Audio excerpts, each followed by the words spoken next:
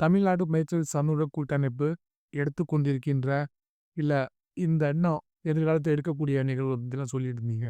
அதுல மிக முக்கியமானது வந்து, இந்த வனத்துல வந்து இருக்கக்கூடிய மேய்ச்சல் உரிமைகள மீட்டெடுக்கிறது. 2வது வந்து இந்த வலசை பயணத்துல எதிர்கொள்ளக்கூடிய சில இடர்பாடுகளுக்கு வந்து தீர்வு சொல்றது. இது 2யும் நம்ம முன்னெடுத்து பண்ணிக்கிட்டு இருக்கீங்க. இப்ப இத நெறைய பேரு நம்மளுடைய இத நிகழ்ச்சிய வந்து பார்த்துட்டு இருக்காங்க. நெறைய மேய்ச்சல் சமூகமும் பார்த்துட்டு இருப்பாங்க. அவங்களுக்கு இதுவரையிலும் உங்களுக்கு தொடர்பு இருக்கலாம், இல்ல இல்லாமலும் இருக்கலாம். அப்படி இருந்ததுன்னா, இந்த தமிழ்நாடு மேய்ச்சல் சமூக கூட்டமைப்பு தலைவரா, நீங்க அவங்களுக்கு எந்த வகையில உதவி பண்ண முடியும்?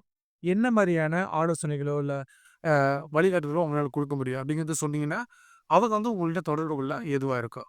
இப்போ நீங்க சொன்ன மாரி ஆரம்பத்திலே வன மேய்ச்சல் உரிமைக்காக 2006 வன உரிமை சட்டம் தந்திருக்கிற அந்த மேய்ச்சல் உரிமையை பெறுவதற்கு வன கிராம சபைகள் உருவாக்குவது, அதன் அடிப்படையில கிளைம் அனுப்புவது, கோரிக்கை மேய்ச்சல் உரிமைக்கான விண்ணப்பம் அனுப்புவதற்கு உண்டான உதவிகள தமிழ்நாடு மேய்ச்சல் சமூக கூட்டமைப்பு சார்பா நாங்க வந்து செஞ்சு தர்றோம்.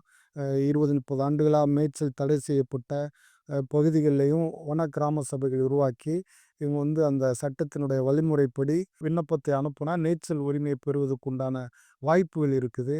அ அதற்குண்டான கிராம சபைகள் உருவாக்குவது, அ அந்த கிளைம் எழுதுவதற்குண்டான இத வழிகாட்டுதல் செய்வது, வரைபடம் மேய்ச்சல்ல ஈடுபட்ட அந்த பகுதியினுடைய வரைபடங்களை உருவாக்குவது, இப்படியான வேலைகள எங்களுடைய அமைப்பின் சார்பா நாங்க செஞ்சு தர்றோம்.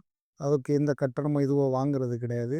அவங்க எந்த சமூகத்தை சார்ந்தவங்களாவோ, சங்கத்தை சார்ந்தவங்களாகவோ இருந்தாலும், எங்களோட அமைப்பின் மூலமா அத செஞ்சு தர்றோம். அவங்க எதிர்கொள்ற அந்த பிரச்சனைகளுக்காகவும் முகம் கொடுத்து பல்வேறு தரப்பு மக்களையும் ஆதரவா திரட்டி போராடுகிற வேலையும் நாங்க வந்து செஞ்சு குடுக்கறதுக்கு தயாரா இருக்கிறோம். இப்போ நாங்க வந்து மேய்ச்சல்ல ஈடுபடக்கூடிய சங்கங்கள், தனிநபர்கள் இப்படி யார் வேணாலும் நம்மள தொடர்பு கொள்ளலாம். அவங்க இப்போ ஒரு இயற்கை பேரிடரால இடி விழுந்து கால்நடை இறந்து போனாலோ, அது நெடுஞ்சாலையில பயணிக்கும்போது வாகன விபத்துல ஈடுபட்டாலோ, சட்ட ரீதியான உதவியை செய்வதற்கும், அரசினுடைய பல்வேறு துறை சார்ந்த அதிகாரிகளுக்கு அந்த சிக்கலை கொண்டு போயி இழப்பீடு பெற்றுத் தர்றதுக்கும், அதுக்கு இருக்கக்கூடிய அரசாணைகள், சட்ட விதிகள சொல்றதுக்கு நாங்க வந்து எந்நேரமும் தயாரா இருக்கிறோம். எங்களுடைய அமைப்பு நம்முடைய தலைமை அலுவலகம் சிவகங்கை மாவட்டம் காளையார்கோயில்ல இருக்குது. அதுபோக தமிழ்நாடு முழுக்க பல்வேறு கள ஆய்வாளர்கள நாங்க வந்து அடையாளம் கண்டு வச்சிருக்கிறோம். அவங்க அந்த மக்களை நேரடியா சந்திச்சு, அவங்களோட தன்னார்வலர்களாவும், கள ஆய்வாளர்களா இருக்கக்கூடிய அந்த நபர்கள், மேய்ச்சல் ஈடுபடக்கூடிய சந்திக்கக்கூடிய மக்கள் மேய்ச்சல் ஈடுபடக்கூடிய மக்கள் சந்திக்கிற எல்லா பிரச்சனைகளுக்கும் நாங்க வந்து பயிற்றுவிச்சு, அவங்கள எப்படி அரசினுடைய பல்வேறு துறைகளுக்கு கொண்டு போய் சேர்க்கணுங்கிற அடிப்படையில இது பண்ணலாம். எங்களுக்கு தொடர்பு கொள்ளும்போது, அவர்கள் சந்திக்கிற எல்லா பிரச்சனைகள், சட்ட ரீதியான பிரச்சனைகள், ஒரு ஒரு ஊர்லேருந்து இன்னொரு ஊருக்கு இடம்பெயரும்போது, நீச்சல் நுளம் தொடர்பான தகராறுகள்ல வந்து அவர்களுக்கு உதவி செய்வது, இது போன்ற சாலை விபத்துகளால் பாதிக்கப்படும்போது, இயற்கை பேரிடர்களால் பாதிக்கப்படும்போது, உதவி செய்வதற்கு எங்களுடைய அமைப்பின் சார்பாக பல்வேறு கட்டமைப்புகள உருவாக்கியிருக்கிறோம். ஒரு சட்ட உதவிக்குழு கிட்டத்தட்ட ஒரு 10, 20க்கும் மேற்பட்ட வழக்கறிஞர்கள் கொண்ட ஒரு சட்ட உதவி மையத்தை நாங்க வந்து தமிழ்நாடு மேய்ச்சல் சமூக கூட்டமைப்பினுடைய ஒருங்கிணைப்புல ஏற்படுத்தி வச்சிருக்கிறோம். அவங்களுக்கு உதவி செய்வதற்கு தமிழ்நாடு மேய்ச்சல் சமூக கூட்டமைப்பு தன்னால் இயன்ற அனைத்து பணிகளையும் மேற்கொள்ளும். இந்த ஐநா சபை வந்து இப்ப அறிவித்திருக்கக்கூடிய சர்வதேச மேய்ச்சல் சமூகம் மற்றும் மேய்ச்சல் நில பாதுகாப்பு ஆண்டு. அதாவது IOIPR international year for pastoralist and range lines 2026 அப்படிங்கிறது. இப்படின்னா என்ன என்ன நோக்கத்திற்காக இந்த ஆண்ட வந்து அனுசரிக்க போறாங்க?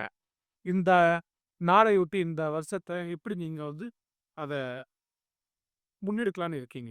அதாவது இந்த சர்வதேச மேய்ச்சல் சமூகம் மற்றும் மேய்ச்சல் நில பாதுகாப்பு ஆண்டுங்கிறது மங்கோலிய அரசினுடைய முன்மொழிவு. மங்கோலிய அரசாங்கம் வந்து கிட்டத்தட்ட மிக பரந்த மேய்ச்சல் சமூக மக்கள் வாழக்கூடிய ஒரு நாடு. அந்த நாடு வந்து முன்மொழிவின் அடிப்படையில கிட்டத்தட்ட 108 நாடுகளுக்கு மேல இருக்கக்கூடிய பல்வேறு தன்னார்வ அமைப்புகள், குழுக்கள், கிட்டத்தட்ட 310 அமைப்புகள் வந்து இன்டர்நேஷனல் ஐஏஆர்பி குரூப்ல இருக்கிறாங்க. அதில தமிழ்நாட்டில நம்ம தமிழ்நாடு மேய்ச்சல் சமூகம் கூட்டமைப்பு ஒரு அங்கமா இருந்து செயல்படுறோம். தமிழ்நாட்டில் இருக்கக்கூடிய மேய்ச்சல் சமூகம் சந்திக்கக்கூடிய பிரச்சனைகள வந்து அந்த சர்வதேச குழுக்களினுடைய விவாதங்கள நம்ம வந்து பகிர்றோம். சர்வதேச அளவுல அந்த இன்டர்நேஷனல் இருக்கு. இளைஞர் அமைப்புகள், பெண்கள் அமைப்புகள்லாம் இருக்கு. அதற்கான குழுக்கள உருவாக்கி, அவங்களோட தொடர்புகளோட இருக்கிற இந்த மக்கள் எதிர்கொள்கிற பிரச்சனைகள்லாம் அவங்களுக்கு கொண்டுட்டு போறோம். குறிப்பா வன உரிமை சட்டத்தில இந்த மேய்ச்சல் சமூக மக்கள் சந்திக்கிற பிரச்சனைகள் எல்லாம் அந்த குழுக்களுக்கு விவாதங்களுக்கு கொண்டு வர்றோம். சர்வதேச அளவுல தமிழ்நாட்டில, இந்தியாவுல இருக்கக்கூடிய மேய்ச்சல் சமூக மக்கள் சந்திக்கிற இடர்பாடுகள சொல்றதுக்கான ஒரு வாய்ப்ப இந்த வந்து international year of pastoralist and rangeland year வந்து நமக்கு குடுத்திருக்குது. இதனால இதனால சர்வதேச ஒரு அங்கீகாரத்தையும், கவனத்தையும் மேய்ச்சல் சமூக மக்கள் பெறலாம். ஏன்னா, அ உள்ளூர் சமூகங்களாலே ஒரு புறக்கணிக்கப்பட்ட அல்லது அவங்களுடைய பார்வையில படாத இந்த மேய்ச்சல் சமூக மக்கள் இன்றைக்கு அந்த தொழிலினுடைய அ சுற்றுச்சூழல் அம்சங்கள், காலநிலை மாற்றத்தால உணவு உற்பத்தியில அந்த மேய்ச்சல் சமூக மக்கள் பங்களிப்பு, இது போன்ற விவாதங்கள்லாம் அன்றைக்கு உலகளாவிய அளவுல நடக்குது. அதனால ஒரு உலகளாவிய அங்கீகாரத்த மேய்ச்சல் சமூக மக்கள் பெறுறாங்க.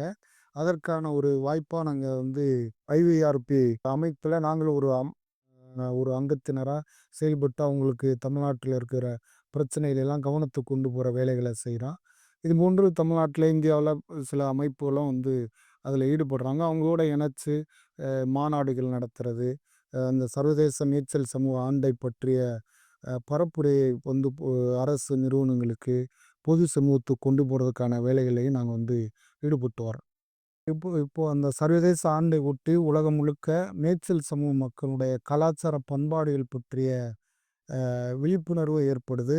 பல்வேறு மக்கள் அவங்க கடைபிடிச்சு வந்த அந்த பண்பாட்டு அடையாளங்கள மீட்டு எடுக்கிறதுக்கான முயற்சியும் ஈடுபடுது.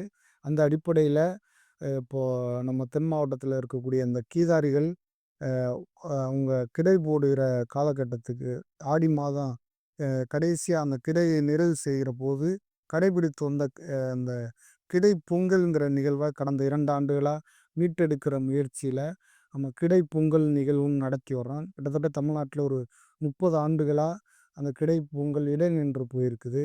இது போன்ற கலாச்சார வடிவங்கள மீட்டெடுக்கிறதுக்கான முயற்சியில ஈடுபடுறோம். இந்த ஆண்டு வருகிற ஜூலை மாதம் 27ஆம் தேதி சிவகங்கை மாவட்ட பகுதியில வந்து கிடை பொங்கல் விழா நடத்துறதுக்கான வேலையில ஈடுபடுறோம். அதுபோக அ ஒவ்வொரு மாதமும் வலசை பயணம்னு ஒண்ணு தமிழ்நாட்டில இருக்கக்கூடிய எல்லா மாவட்டங்கள்லயும் வந்து நேரடியாக அந்த மேய்ச்சல்ல ஈடுபடக்கூடிய மக்களோட சென்று 2 நாள் நிகழ்வா வந்து வலசை பயணம்னு ஒண்ணு நடைபெறுத்தி வர்றோம். கன்னியாகுமரி, திருநெல்வேலி, தேனி, சிவகங்கை, மதுரை போன்ற பகுதியில நடத்தியிருக்கிறோம். 2 நாட்கள்ல கல்லூரி மாணவர்கள், அ கால்நடை சார்ந்து ஆய்வு செய்யக்கூடிய பேராசிரியர்கள், தமிழ் பண்பாடு, கலாச்சாரத்தை விரும்பக்கூடிய தன்னார்வலர்கள், இவங்களையும் அ மேய்ச்சல்ல ஈடுபடக்கூடிய மக்களையும் சந்திச்சு கலந்துரையாடல் செய்வது, அந்த மேய்ச்சல்ல ஈடுபடக்கூடிய மக்களுக்கு ஏற்கனவே இருந்த சங்கங்களை மீட்டெடுக்கிறதுக்கான கலந்தாய்வுகளை செய்வது, கிடை இரவு என்று சொல்லி, கிடையில ஒரு அ இரவு முழுக்க தங்கி அந்த மக்களினுடைய பாடுகளை அவர்களுடைய குரலில் இருந்து கேட்டுக்கொண்டு, அதை வந்து பொது சமூகத்துக்கு கடத்துவதோ, அவங்களுடைய இ தொழிற்பாடுகளை வந்து அரசினுடைய கவனத்திற்கு கொண்டு போவது, இப்படி பல்வேறு முயற்சியில ஈடுபடுறோம்.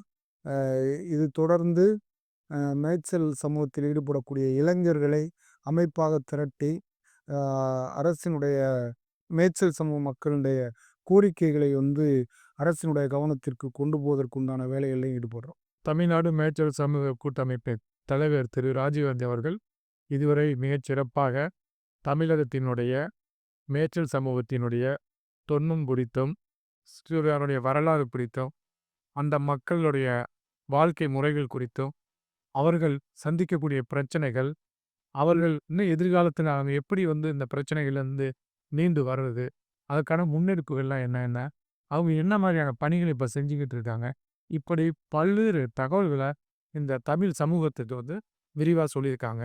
இந்த மேய்ச்சல் சமூகத்தை போல தான் இந்த மேய்ச்சல் சமூகத்தை பற்றிய புரிதலும், அறிவும் வந்து பொதுமக்களுக்கு வந்து ரொம்பவே கம்மியா தான் இருக்குது. ஸோ அந்த புரிதலையும், அந்த விழிப்புணர்வை ஏற்படுத்தணும் அப்படிங்கிறது தான் இந்த நிகழ்ச்சியோட நோக்கம். ஸோ அதற்காக இன்னைக்கு நம்மள்ட்ட வந்து அ திரு ராஜீவ் அவர்கள் வந்து நமக்கு சிறப்பாக அவருடைய செயல்பாடுகளை விளக்கினார். அவர்களுக்கு நம்மளுடைய மனமார்ந்த நன்றிகள்.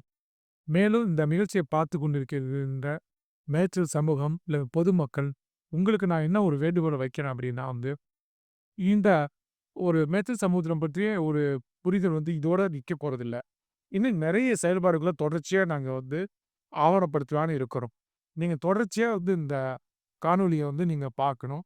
இத நீங்க பார்த்த இந்த காணொளிய மற்றவர்களுக்கு தெரியபடி நீங்க வந்து செய்யணும். அப்படி செய்வதன் மூலமா என்னன்னா, நீங்க இந்த சமூகம் படக்கூடிய பாடுகளை, இந்த சமூகத்தினுடைய சிறப்புகள், மேன்மைகள் வந்து எல்லாத்துக்கும் தெரியற பட்சமே நீங்க வந்து பரப்புறீங்க. மக்களுடைய கதைகள கேட்டு பாருங்க. உங்களுக்கும் ஆர்வம் ரொம்ப அதிகமா இருக்கும். முடிக்கிற வாய்ப்பு கிடைச்சதுன்னா, அவங்க முன்னெடுக்கக்கூடிய பண்பாட்டு நிகழ்வுகள பங்கேற்றுங்க. குறிப்பா கிடைப்பொங்கல் அப்படிங்கிறது ரொம்ப சிறப்பா ஆண்டுதோறும் கொண்டாடுறாங்க. அந்த கிடைப்பொங்கல் என்னைக்கு அவங்க கொண்டாடுறாங்க? இல்ல மேய்ச்சல் சமூகத்தினுடைய எந்த ஒரு பண்பாட்டு கூறுகள்லயும் உங்கள நீங்க வந்து ஒப்படைச்சுக்கிட்டு, அவங்களுடைய வாழ்க்கை முறைகள தெரிஞ்சுக்கிறது மூலம், இந்த நவீன யுகத்தில மேய்ச்சல் தொழில் அப்படிங்கிற அந்த ஆதிகாலத்து தொழில் வந்து இன்னமும் இருக்குது. இன்னமும் அந்த மாரியான ஒரு தொழில் தேவைப்படுது. அது அந்த சூழலுக்கு உகந்ததாவும் இருக்குது. நிறைய தெரிஞ்ச விஷயங்கள மீண்டும் இன்னொரு காணொளியில நம்ம வந்து பார்ப்போம். இதுவரை இந்த காணொளியை பார்த்தவங்க அனைவருக்கும் மனமார்ந்த நன்றியை தெரிவித்துக் கொண்டு விடைபெறுகிறேன். நான் உங்கள் முனைவர் கி. ஜெகதீசன். கிடை ஆர்வலர். வணக்கம். நன்றி, வணக்கம்.